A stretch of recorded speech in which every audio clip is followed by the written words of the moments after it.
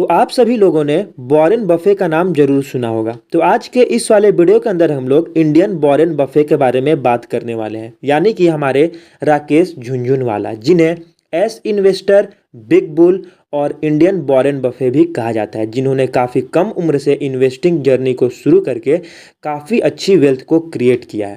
तो चलिए अपनी आज के इस वाली बेहतरीन सी लर्निंग जर्नी को शुरू करते हैं। तो राकेश झुनझुनवाला का जन्म एक काफ़ी नॉर्मल से फैमिली में हुआ था और उन्होंने अपनी सीए की डिग्री को कंप्लीट करने के बाद से दलाल स्ट्रीट में जॉब करना शुरू किया और उन्होंने अपने भाई की मदद से 2 क्लाइंट को अपने से जोड़ा और साथ ही साथ उन्होंने उनके पैसों से लगभग 5,000 टाटा टी के स्टॉक्स को परचेज किया 43 रुपीज़ पर शेयर के हिसाब से। और देखते ही देखते 3 से 4 महीनों में कंपनी का शेयर्स का वैल्यूएशन लगभग 143 रुपीज़ पर शेयर हो गया, यानी कि लगभग 3 गुना उनके पैसे हो गए और उन्होंने इससे काफ़ी अच्छी वेल्थ को जनरेट किया और इन्होंने देखते ही देखते अपने क्लाइंट के पैसे को 3 गुना कर दिया। और इन्हीं सारी स्ट्रैटेजीज को फॉलो करके उन्होंने देखते ही देखते लगभग 5,000 रुपये को अपने 45,000 करोड़ में कन्वर्ट कर दिया। और उनका एक काफ़ी फेमस स्टेटमेंट है, रिस्क लेने से कभी भी हमें नहीं डरना चाहिए, लेकिन हमें रिस्क उतना ही लेना चाहिए कि हम अगली बार रिस्क लेने के लायक बचे। इसी प्रिंसिपल पे चलते हुए उन्होंने सालों साल तक अपनी वेल्थ को काफ़ी ज़्यादा कंपाउंडिंग किया और उन्होंने एक काफ़ी अच्छी वेल्थ को क्रिएट किया। तो चलिए आज के इस वाले वीडियो के अंदर हम लोग कुछ ऐसी स्टोरीज के बारे में जानते हैं जिन्हें शायद ही आप जानते होंगे। स्टोरी नंबर 1, 1889 का नेशनल बजट अनाउंसमेंट। 1889 में वीपी सिंह की गवर्नमेंट को एक नेशनल बजट को पेश करना था। सभी इन्वेस्टर्स को लगने लगा कि ये जो बजट आने वाला है वो बिजनेस और इन्वेस्टर्स के फेवर में नहीं होने वाला है और सारे इन्वेस्टर्स अपने स्टॉक्स को सेल करने लगे। लेकिन राकेश झुनझुनवाला ने मार्केट को क्लोजली मॉनिटर किया और उन्होंने अपने सारे 3 करोड़ रुपए को मार्केट में इन्वेस्ट कर दिया और हुआ भी ठीक वैसा ही। जब बजट आया तो वो बिजनेस और इन्वेस्टर्स के फेवर में था और देखते ही देखते उन्होंने अपने पैसे को लगभग 6 से 7 गुना कर लिया, यानी कि उन्होंने एक दिन में अपने 3 करोड़ रुपए को लगभग 20 करोड़ बना लिया।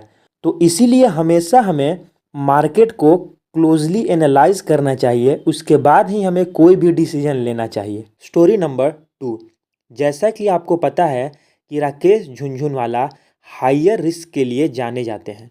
वे कहते हैं कि वे मार्केट में तब से इन्वेस्ट कर रहे हैं जब सेंसेक्स लगभग 150 पॉइंट पर था और उन दिनों मार्केट काफ़ी ज़्यादा बूम पर था। इसमें सबसे बड़ा हाथ हर्षित मेहता का था। उन्होंने मार्केट को काफ़ी ज़्यादा एनालाइज किया और उन्हें ऐसा लगा कि मार्केट में कोई स्कैम चल रहा है जिससे मार्केट काफ़ी ज़्यादा अनफेयर तरीके से ऊपर जा रहा है। तो उन्होंने उस समय अपने सारे स्टॉक्स को शॉर्ट सेल कर दिया। शॉर्ट सेलिंग मार्केट की एक ऐसी फेमस टर्म है जिसके अंदर इन्वेस्टर मार्केट को डाउन जाने पर नहीं बल्कि अप जाने पर स्टॉक्स को सेल करते हैं और मार्केट डाउन जाने पर स्टॉक्स को वापस से परचेज कर लेते हैं। तो जैसा कि उन्हें लगा था हुआ भी ठीक वैसा ही। जैसे ही स्कैम का पता चला तो मार्केट लगभग 40% से नीचे गया और बुरी तरह से मार्केट क्रैश कर गया। और इसी टाइम राकेश झुनझुनवाला ने अपनी वेल्थ को काफ़ी ज़्यादा इंक्रीज़ किया शॉर्ट सेलिंग का यूज़ करके।